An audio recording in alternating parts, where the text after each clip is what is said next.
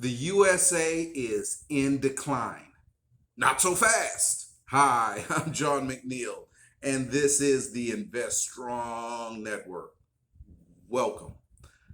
So, all of the lament of the last few years has been the inevitable and execrable decline of the United States of America, specifically in the realm of economics and global finance. Now, there is truth to this, obviously. So, since the end of the Second World War, the United States of America had been the economic hegemony of the world. Now, that made sense because really by 1945, all of our competition in the UK, France, Germany, Japan, Russia, China had basically been laid waste by the war, leaving the leaving North America and especially the United States of America pretty much unscathed during the post-war period. Now, the this resiliency or the ability to retain our manufacturing base and all of the equipment and all of that stuff that was lost in Europe and Asia was augmented by the fact that the European powers and Asia and China also lost a staggering number of working age males during the middle 1930s to the middle 1940s in the Second World War and pre Second World War period. Now, both of these things had the effect of just reducing any kind of economic input that they had, make leaving the USA at the top of the heap. Now, as these nations began to recover, the size of the U.S. economy globally would inevitably be reduced. And of course, that has happened, and it has really picked up speed since the 1970s. Now, something remarkable, however, has happened in the interim period. So, although China in particular, Germany, Japan, and other industrial nations, and it actually even including some nations who are really not that involved in the Second World War, including Brazil and Nigeria, South Africa. These countries have really begun to make significant economic advancement, and we are fortunate. When I say we, I mean we here in the USA, which I live in Houston, obviously. We are blessed to still be at the top of the heap by a mile. Now, some have compared the position of the United States of America at this point to how the French were able to usurp the Spanish in the 17th century, or how the British were able to usurp the French in the 19th century.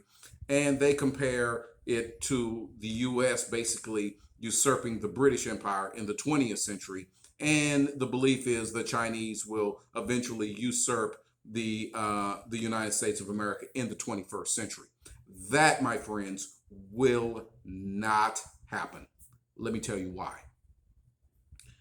The previous economic models for those previous empires had been built on this idea of mercantilism, right? So you had to colonize new lands, basically rape, pillage, and rampage to get as much mineral wealth, gold, spices, whatever kind of natural thing that you could lay your hands on and able to essentially grow the empire, right?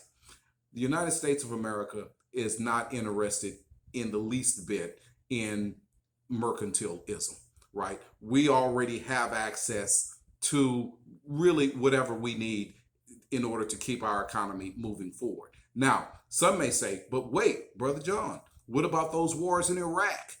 Didn't that have to do with oil?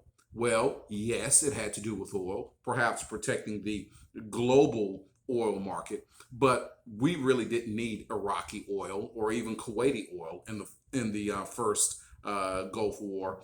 And by the time the second Gulf War rolled around in 2003, the Saddam regime had already been greatly diminished, right? And we really didn't need anything that they had to offer.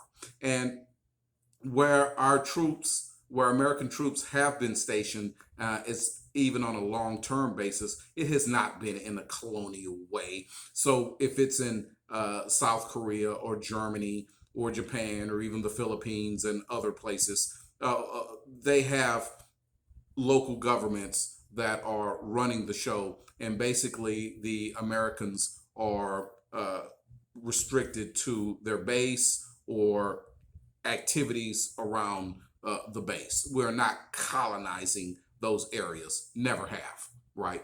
So that's one big difference.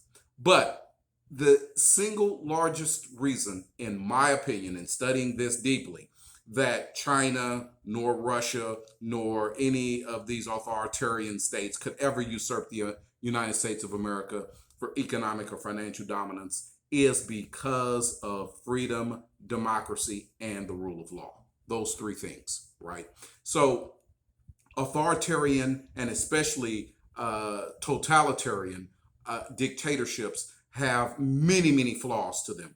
And perhaps the single largest flaw they have is that they, in order to maintain their power, they will eventually make just completely nonsensical political, military, and economic decisions. And exhibit A in this is China. So the Chinese have had wonderful, amazing economic growth really since the end of the Mao regime in the middle 1970s until the present. Now, this growth has led many to believe that they would eventually surpass the United States of America. But in recent times, the Chinese Communist Party has come under quite a bit of pressure from human rights people, human rights dissidents, and other opposition. And they have responded, certainly recent times, with just ferocious crackdowns, right? And that decision making has spilled over into the financial and economic realm in a big way. You have industrialists that are disappearing, that are turning up in prison, that have been basically sent into exile. You have foreign companies who are no longer interested in doing business over there. This is just terrible decision making, and it emanates from the Chinese desire, the Communist Party desire to stay in power, and that will continue to reverberate over the years going forward. They will never catch or surpass the United States of America under those conditions. Exhibit B is, of course, Russia. So I don't have to really talk about the invasion of Ukraine. That actually is only the latest in a series of just absolute catastrophically poor decision making from the Putin regime, right? And that has kept Russia from what was a growing and vibrant economy up until really the late 2000s into basically the sick man of Europe. And now not only are they the sick man of Europe, they are the pariah of Europe at this point. And that will also get worse going forward, right? So all of this business about the United States of America being on financial or economic decline, my friends, is not completely false, but is certainly overstated. We will be fine. But we have some problems, and these problems really need to be attended to in order to return the United States of America to that well-oiled machine that it could be and has been in the past. And that way we would keep the other usurpers from snatching our throne. And I've spoken about it in previous vids, allowing more legal immigration, reducing the outrageous amount of regulations, especially on a state and local level, that is hindering economic growth, and really ending the war on drugs and other things, which puts the state too deeply involved in our lives. Those are just some things. So, but we'll be fine, as we attend to those issues. All righty. So those are my thoughts for this week. Let me know what you think. Leave a comment. I'd appreciate it. Tell me what you think about this competition, global competition for economic growth. I'd love to know what you think. I'll respond to each one. I promise. Also, hit that thumbs up button. I'd appreciate it. I need it. Please, please, please do it for me. And of course, subscribe. Subscribe to Invest Strong. I'd really appreciate it. Thank you so much, friends, and good blessings.